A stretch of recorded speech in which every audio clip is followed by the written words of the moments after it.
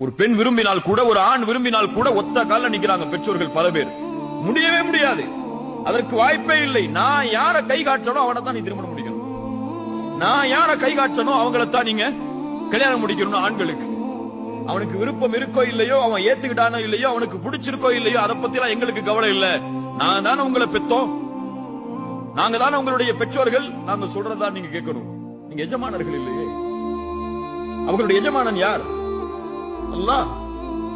அவன்தான் அவர்களுடைய வாழ்வில் எது ஹலால் எது ஹராம் என்று விதிவிலக்கை கொடுக்க முடியும். நீங்கள் அவர்களுக்கு வழிகாட்டலாம், அவர்களுக்கு ஒன்றை முன்வைக்கலாம், ஆனால் வற்புறுத்தலாமா?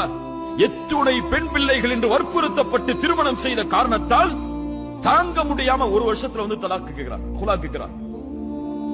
என்னுடைய பெற்றோர்கள் வற்புறுத்தி திருமணம் செய்தார்கள், நான் என்ன செய்வது, எப்படி வெளியேறுவது? இதில் இன்னைக்கு இன்றைய காலத்தில் இதுவெல்லாம் சர்வ சாதாரணம்.